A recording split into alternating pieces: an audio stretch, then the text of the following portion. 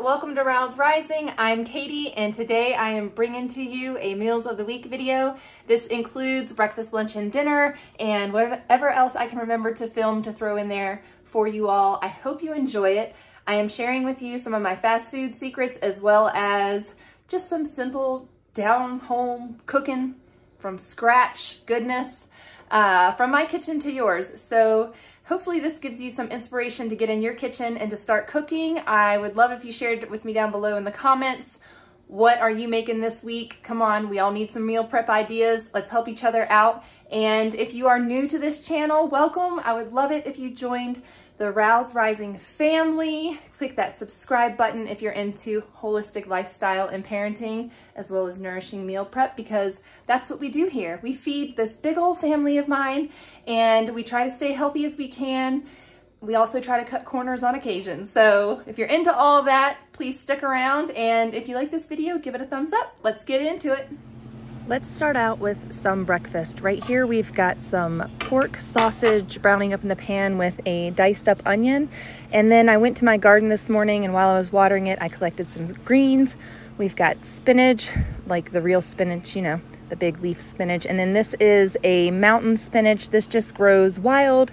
Some people would consider it a weed. I let it grow in my garden because I take it out and I use it in eggs. I saute it up with the good stuff over here and we chop it up really fine, mix it in so it can start to wilt, and then I'm gonna pour some eggs in there.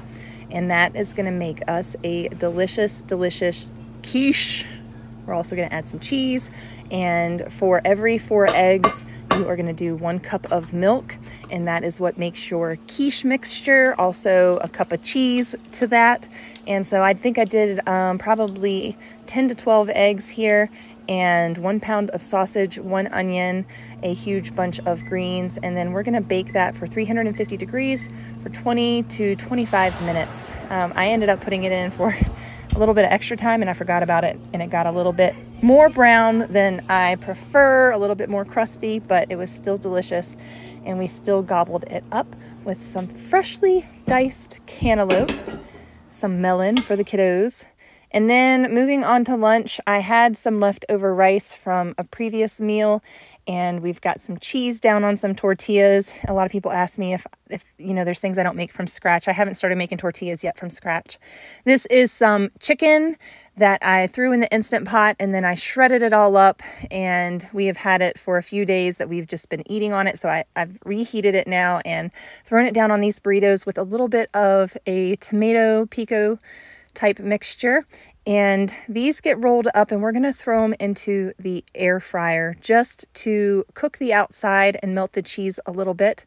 The ingredients are already heated up except for the salsa and the cheese, so throwing them in the air fryer is just going to speed up the process of cooking the outside and adding a little bit of crunch to these. And I think you guys have seen in my other previous videos, my food prep videos, that we just got this air fryer and we love using it. It's an Ultineck and it has Bluetooth capabilities as well as a bunch of other features.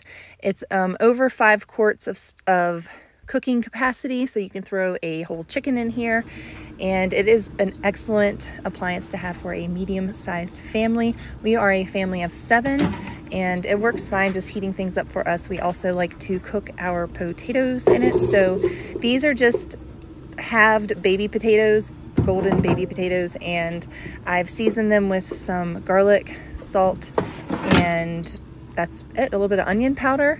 And I click the French fry feature on here, and halfway through it's going to tell me that I can shake them up. So I shook them up and put them in for another 10 minutes. And this is how they came out at the end, and we've already eaten half of them. This is what's left over, and I'll save them for another meal, but I'll leave this appliance linked down in the description if you're looking for an air fryer.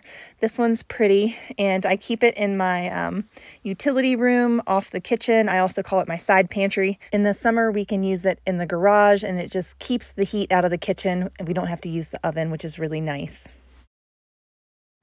This little espresso maker has been really cool. Erin and I have been making ourselves a little cup of espresso in the afternoons to share, and I turn mine into cappuccino, But instead of going out and spending, you know, $1,000 on an espresso machine, this was an economic way that we were able to give ourselves a little bit of a coffee boost in the afternoons. And it's a little ritual that he and I share now. Before he heads off to the golf course, I make us a little espresso drink.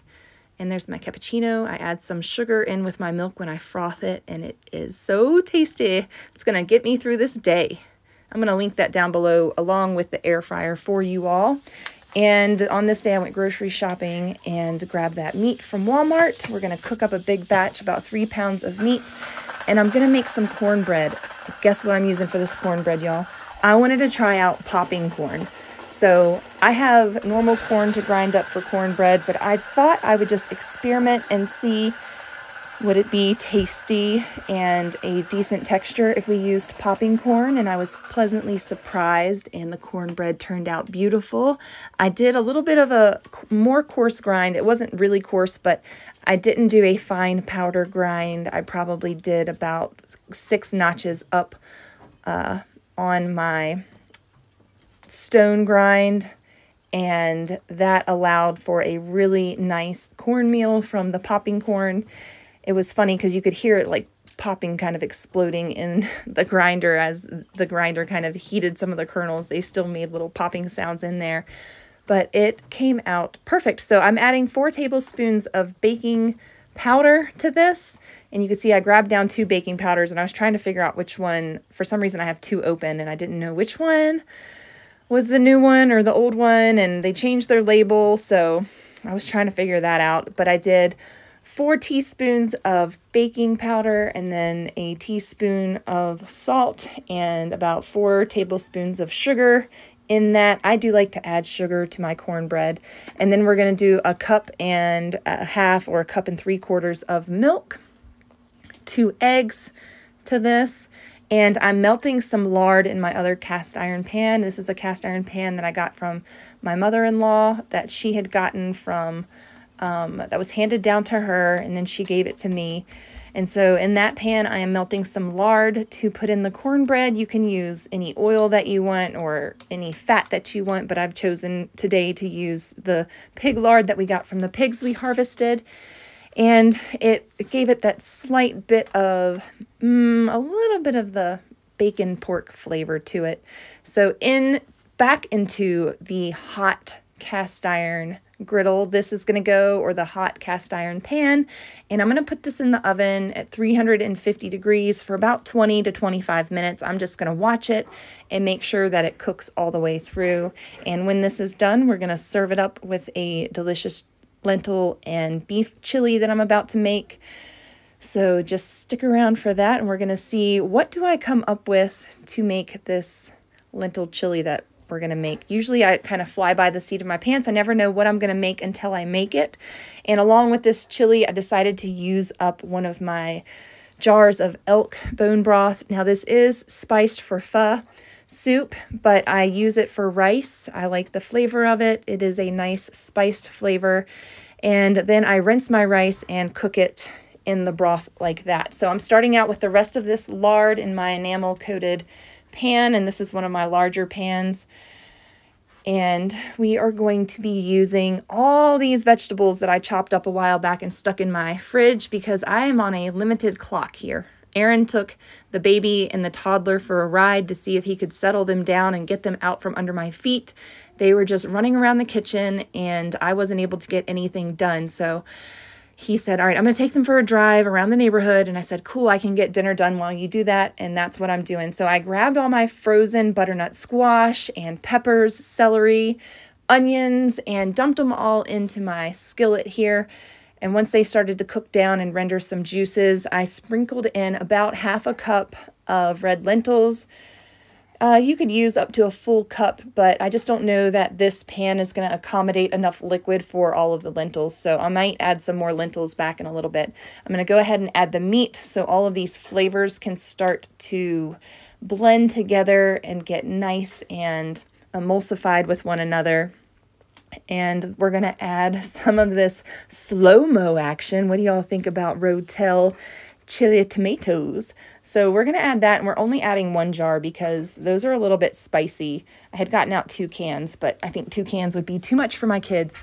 So these are those kidney beans, the large red kidney beans that I canned up a few months back, and I did that with you all on this channel. So if you want to see how I rebel can my kidney beans and all of my beans at once, you can check that out. And the cornbread is ready, but we're just going to let the cornbread sit back there and stay nice and warm because all of these flavors in the chili need to simmer together. They need to cook down and make that delicious chili sauce in there. So the longer you cook it, the better it is. And the second day chili is always better than first day chili. And once you throw it in a can, and if you decide to pressure can your canned chili is going to be better than your second or third day chili. So that's what I'm going to do with some of these leftovers. You're going to see here in a little bit that I'm going to can some of it up. And I ended up out of the 2 jars, 1 failed because it overflowed into my pressure cooker. So 1 jar failed, and I ended up with 1 jar for my long-term shelf-stable food supply. So this is smoked paprika. Do you use smoked paprika in your chili? This is actually the only seasoning or spice that I'm going to use in my chili besides salt. So far I have salted this, and then we use the chili lime rotel in here for the flavor, and everything else, the garlic, all of that, and all of that is adding flavor to this. I didn't add any chili seasoning to it. I didn't need to. I was just trying to keep the flavors mild for my kids because chili is hit or miss with them. They'll either eat it or they won't. So this batch was my attempt at satisfying the kids with the flavors and keeping it mild enough that they would eat it, and they loved it. It was a good chili after all, with a limited addition of flavors to that. So we've got the cornbread, the bone broth rice, and the chili. I always recommend cooking your rice or any of your grains in bone broth because it adds flavor. It adds a lot of nutrition to your meals. And then I topped this with some homemade sauerkraut on top just to help with the digestion.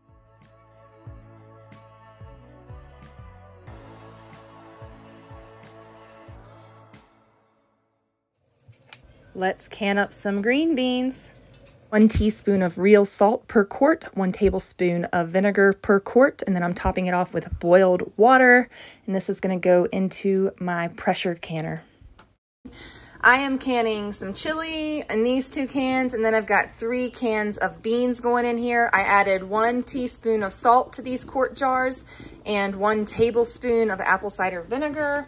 And then I've just got my lentil and beef chili, but because it's beef, I have to process these for 90 minutes at 12 pounds pressure. So everything's gonna get processed that long, and that's fine with me.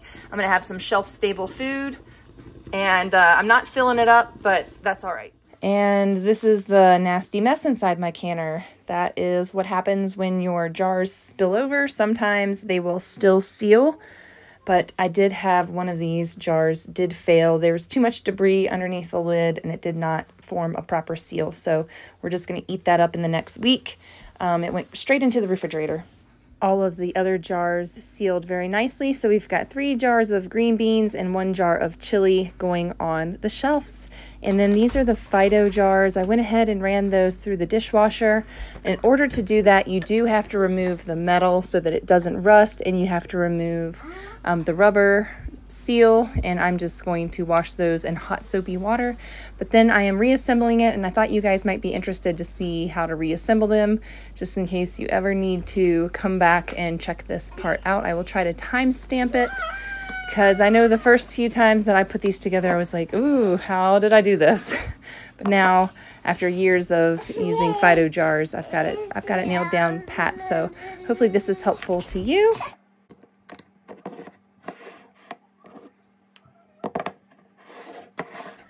You all know how much I love sheet pancakes, because this is not a food prep unless I do a sheet pancake, and this time I'm going to show you 2 because I'm making a different version. So this is going to be like an oatmeal sheet pancake with bananas in it.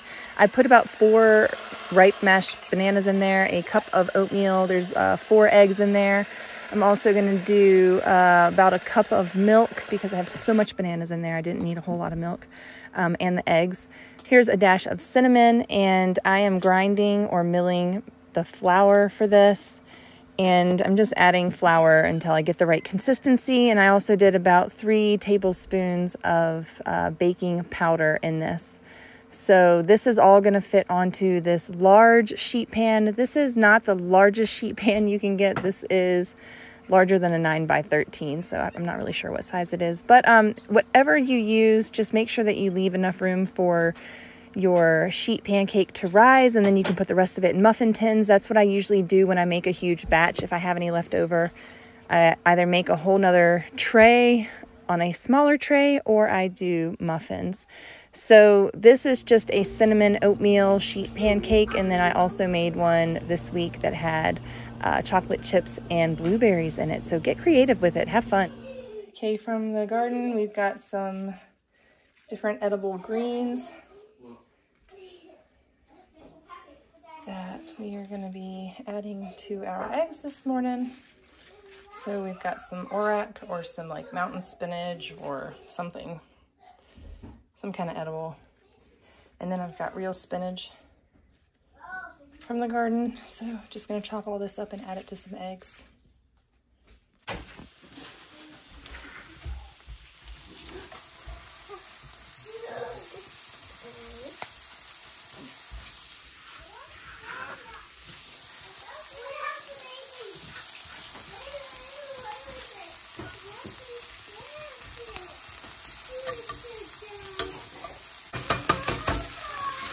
I always try to cram as much nutrition as I can in breakfast, so I've topped this with my favorite purple sauerkraut. It's delicious. Okay, this morning we're gonna make these 9-grain flakes, and it's 2 parts water to 1 part flakes. So I did 4 cups of water, and I'm gonna do 2 cups of oats or flakes, and we're gonna see how this turns out. Yeah, so we've got this, and we also got the rye flakes. So both of those are something that we're going to be incorporating into our diet. This is what was left over. I filled up 1.5 of these gallon jars with a 5-pound bag. So this is what's left of the bag, and we're going to use this up and use this jar for something else. I also added a whole bunch of chopped up apples to this in the beginning, and I let them simmer down and cook, and I added some cinnamon as well as some brown sugar, and it turned out delicious. Got some alone time to myself. I don't even know what to do with it. I'm gonna go take a tour down the neighborhood.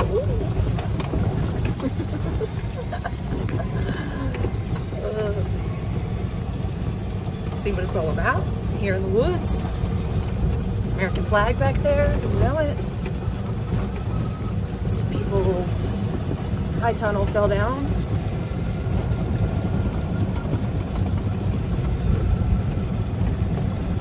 I'm actually going, which it's back there, but I'm gonna go pick up Hagen. She went to a barbecue down the road from our house. It's like 3 houses down from us. And Aaron dropped her off earlier in the golf cart, and I get to go pick her up. But I'm just doing a little loop for fun. Because why not? I'm alone with you guys.